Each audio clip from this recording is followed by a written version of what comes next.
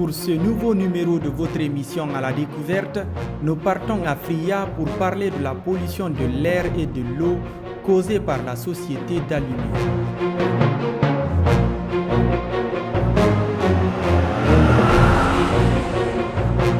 Après un peu plus de 2 heures de route de Conakry, nous voici dans la préfecture de Fria, en Basse-Guinée, où la première société d'alumine en Afrique a été installée. L'usine d'alumine de Fria, inaugurée en 1960, a fait les beaux jours des Friaka avec plusieurs milliers d'emplois depuis son installation. Aujourd'hui, les installations de l'usine sont vétustes, mais les travaux de broyage de la bauxite et la calcination de l'hydrate d'alumine continuent avec d'énormes conséquences sur l'environnement. Vous allez voir dans ce magazine la pollution de l'eau et de l'air causée par l'exploitation de cette usine considérée comme une bombe silencieuse par plusieurs citoyens de la ville. Il y a une pollution permanente liée aux effluents provenant des installations de Russal. Il y a au moins 3 barrages qui sont là, mais malgré tout, Cofidis, ça se déverse sur le fleuve Concouré. Donc ça, c'est une pollution résiduelle. C'est permanent. Donc ce n'est pas facile de changer tant que l'exploitation est là. Donc ces composites sont toujours déversés sur le fleuve Concouré. Il nous a suffi de passer quelques heures en ville pour comprendre ce que vivent ces communautés. Le constat est alarmant. L'air est pollué, la poudre d'alumine est visible sur les toits des maisons, sur les arbres fruitiers, les jardins potagers. Et dans certains quartiers, l'eau est même souillée.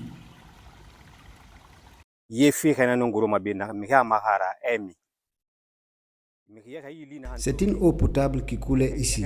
À l'époque, on pouvait se laver, boire cette eau. Le puits que vous voyez là, c'était de très gros poissons qui sortaient dedans quand il pleuvait. Ces poissons sortaient pour suivre le long du marigot. Les gens sortaient avec l'air épais pour tirer jusqu'à 3, 4 à 5 gros poissons pour leur consommation. Pourtant, l'usine est venue trouver ce marigot ici. Mais, à cause des travaux de l'usine, une eau souillée est venue de la zone de fabrication en passant sous la terre pour détruire ce marigot et son poisson. Si vous partez à la zone de fabrication, vous trouverez un puits qui sert de puits central pour les latrines. À l'époque, à cause de la soude caustique qui provient de l'usine, ce marigot est complètement détruit.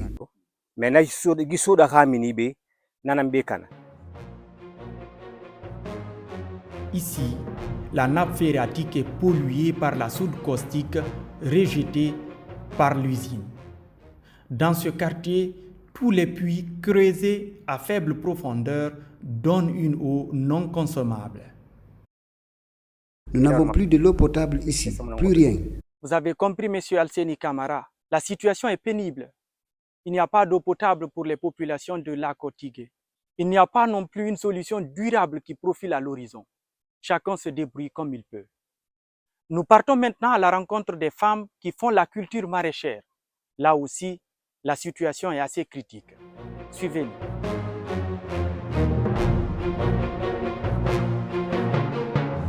La pollution de l'eau et de l'air impacte aussi la culture maraîchère. En plus du manque d'eau potable, les résidus d'aluminium sous forme de poussière qui se posent sur leur jardin ne laissent aucune chance aux potagers. Comment est-ce que tu peux travailler dans ces conditions? Quand tu arroses avec des eaux souillées, les pépinières vont pourrir. Qu'est-ce que nous pouvons faire? Continuer à travailler ou bien diminuer la production?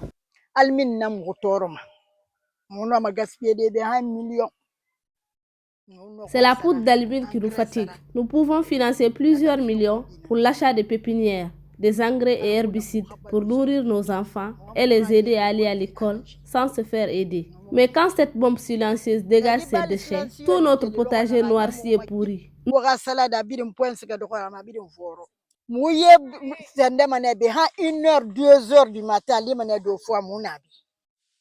Nous puisons de l'eau jusqu'à 1h, 2h du matin parfois. En plus, nous puisons de l'eau dans les puits et transportons sur nos têtes. Mais si nous ne faisons pas cela, c'est fini. Nos potagers vont pourrir.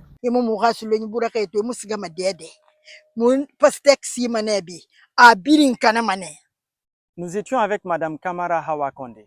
Elle nous racontait ce qu'elle vit ici dans le quartier Tiguelako, où elle a un jardin potager à travers lequel elle nourrit toute sa famille.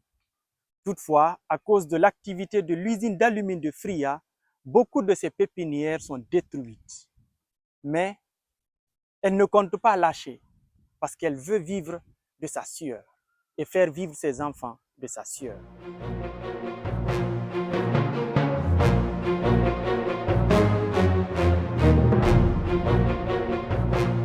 Ici, les populations ne peuvent même plus profiter de ce que leur offre Dame Nature. En effet, les arbres fruitiers comme les manguiers, les avocatiers et orangers ne donnent presque plus de fruits consommables. Les manguiers peuvent bien donner des fruits, mais à cause de l'alumine, tous les fruits finissent par sécher.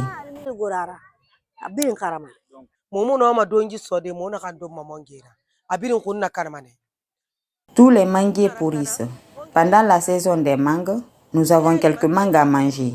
Si je ne meurs pas, je vais arrêter de travailler parce qu'il n'y a que de la souffrance. Quand la poudre d'alumine se propage, c'est sur nous. Dans notre jardin, les oranges, les bananes sont tous gâtés. Dans nos échanges avec certaines communautés de la ville, la question sanitaire est aussi ressortie plusieurs fois. Beaucoup de Friaka nous ont confié souffrir de maladies respiratoires à cause des résidus d'aluminium. Nous respirons cette poudre blanche et parfois nous attrapons la toux. Actuellement, nous sommes malades. C'est comme ça que nous souffrons ici.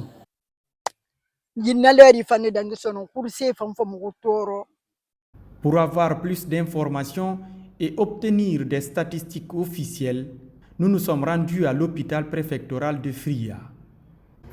Nous recevons les malades avec les infections respiratoires, les infections pulmonaires, comme on le dit médicalement. Donc, avec nos nouvelles données ici, on dit toujours IRA, infection pulmonaire respiratoire, IRA. Ça, c'est tellement fréquent à Fria. Quand on parle de l'infection respiratoire, nous pourrons avoir de pneumonie, nous pourrons avoir de bronchite, nous pourrons avoir de l'asthme. L'asthme, le plus souvent, il y a de ces malades qui sont déjà asthmatiques, c'est-à-dire ils sont nés avec ça, ou bien ils l'ont eu pendant longtemps. Et quand ils restent dans l'environnement, là, avec la pollution, ça aggrave leur situation.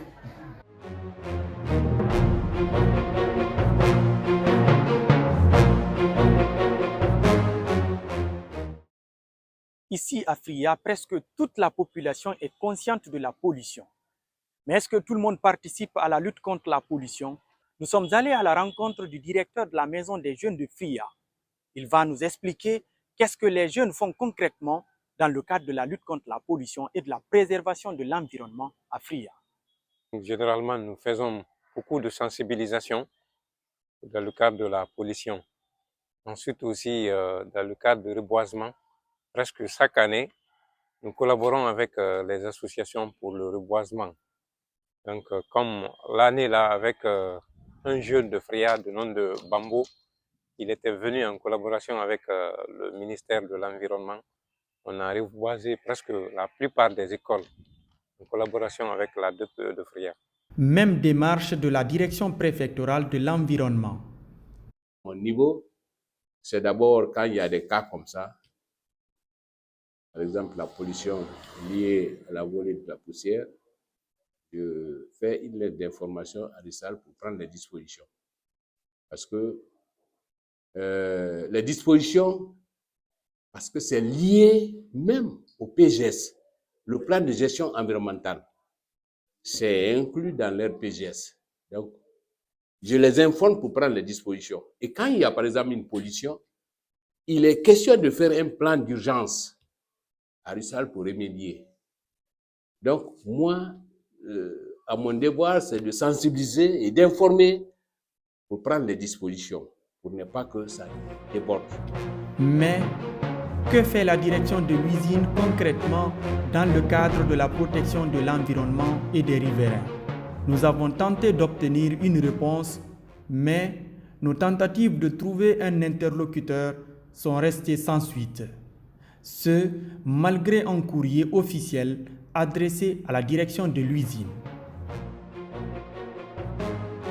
C'est la fin de ce nouveau numéro de votre magazine à la découverte qui nous a conduit à la cité minière de Fria, où nous avons parlé de la pollution. On se retrouve très prochainement dans un nouveau numéro. Au revoir.